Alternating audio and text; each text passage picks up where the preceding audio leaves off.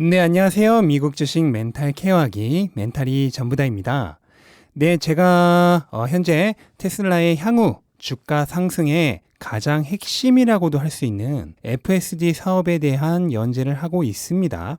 첫 번째 시간에는 FSD가 매출로 인식되는 방법인 이연 매출에 대해 설명을 드렸고, 두 번째 시간에는 테슬라에서 FSD가 수익이 되는 방식에 대해 설명을 했고, 오늘은 드디어 본론이라고 할 수 있는 3부, 그래서 테슬라는 FSD로 얼마를 벌 것인가에 대해서 알아보도록 하겠습니다. 우선 이연 매출 안 보신 분이나 보셨던 분도 솔직히 또 가물가물하죠. 그래서 다시 한번 짧게 복습하는 시간을 가져보도록 하겠습니다. 이연 매출이란 돈은 이미 받았지만 그 받은 현금을 지금의 매출로 다 기록하지 않고 놓아두었다가 나중에 매출로 전환하는 겁니다. 설명드리자면, 만약 여러분이 어떤 동영상 스트리밍 서비스에 1년 정기 구독으로 결제를 했다고 하고 그 가격이 12만 원이라면 그 기업의 통장에는 12만 원이 한 방에 꽂히지만 첫 달 구독료 1만 원을 제외한 11만 원은 아직 여러분에게 서비스가 전달되지 않았기 때문에 엄밀히 말해 그 기업의 돈이 아니라 여러분의 돈입니다. 그리고 언제든 취소가 가능하죠. 그래서 첫 달 구독료를 제외한 나머지 11개월치의 구독료는 아직 기업의 돈이 아닙니다. 그래서 기업은 첫 달 구독료 1만 원만 이번 달 매출로 잡고 향후 11개월치에 대한 구독료 11만 원은 부채로 잡아둡니다. 그리고 한 달 시간이 지날 때마다 만 원씩 매출로 가져오는 것입니다.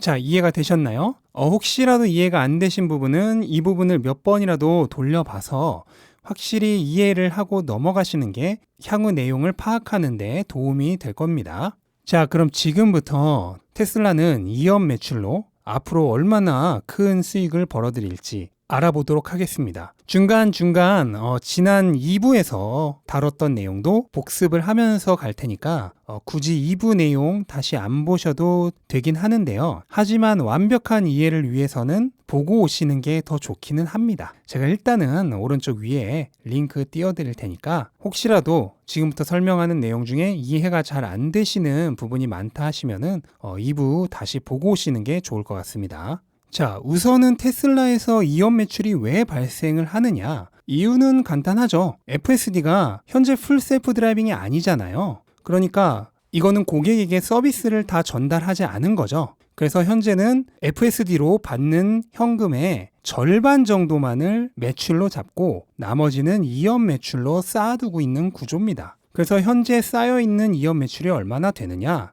현재 테슬라가 쌓아두고 있는 이연 매출은 1년 내에 실제 매출로 잡힐 예정인 이연 매출이 12억 5,800만 달러, 그리고 1년 이후에 실제 매출로 잡힐 이연 매출이 12억 3,300만 달러가 있습니다. 그래서 현재 총 25억 달러 정도의 이연 매출이 실제 매출로 실현되지 못하고 잡혀 있는데, 테슬라의 올해 연간 예상 순이익이 11억 달러 정도인 것을 감안하면은 엄청나게 많은 돈이 현재 실제 매출로 실현되지 못하고 이연 매출로 남아있는 상황입니다. 제가 이거는 나쁜 게 아니라 오히려 좋은 거라고 했죠. 앞으로 테슬라가 언제든지 이번 분기 좀 실적이 안 좋을 것 같은데 하면은 여기 쌓여있는 이연 매출을 창고에 쌓아둔 비상식량처럼 언제든지 꺼내서 이번 분기에 이익으로 승화시키는 것이 가능합니다. 그렇게 되면 앞으로 테슬라는 어닝 쇼크에 대한 염려가 굉장히 줄어드는 거죠.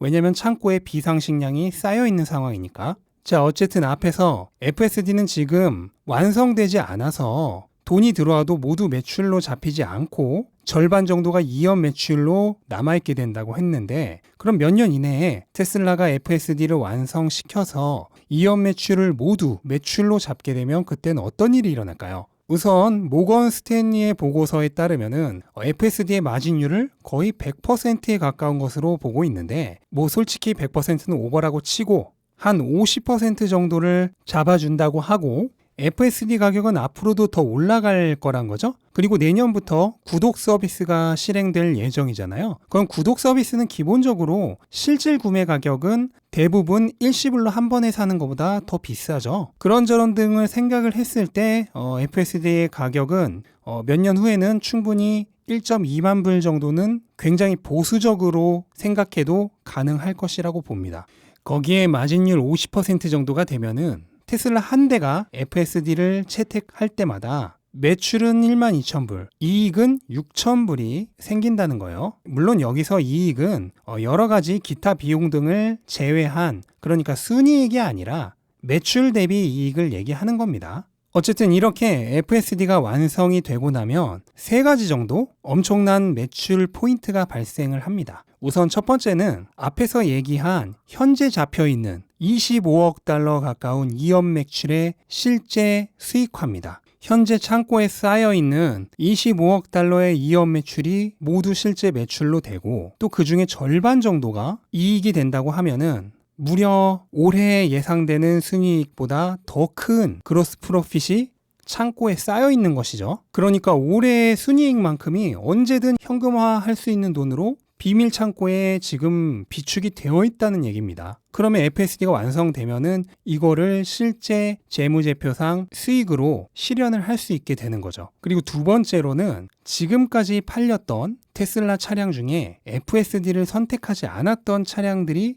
신규로 FSD 옵션을 신청할 수 있다는 겁니다. 현재까지 팔린 테슬라 차량 중 FSD가 없는 테슬라 차량은 약 70만 대 정도로 보고 있어요. 그럼 이 70만 대가 향후 1.2만 불 정도 되는 FSD를 신규로 구매를 한다고 했을 때 84억 달러의 매출이 생기고 이중 이윤이 50% 정도 된다고 했을 때 무려 42억 달러 정도의 마진이 생깁니다. 그러니까 지금 이미 테슬라를 갖고 있는 사람 중에 FSD가 없는 사람들만 FSD를 신청을 해도 올해 테슬라의 순이익의 4배 정도나 되는 마진이 추가로 생긴다는 거예요. 그리고 앞으로 팔릴 신규 구매 차량들이 FSD를 구매를 한다고 가정을 했을 때 이게 지금 FSD가 완성된 시점을 가정하고 있는 거니까 한 2023년 정도로 가정을 해보면은 내년에 90만 대 정도 팔릴 예정이고 2022년에는 120만 대, 2023년에는 150만 대 정도 충분히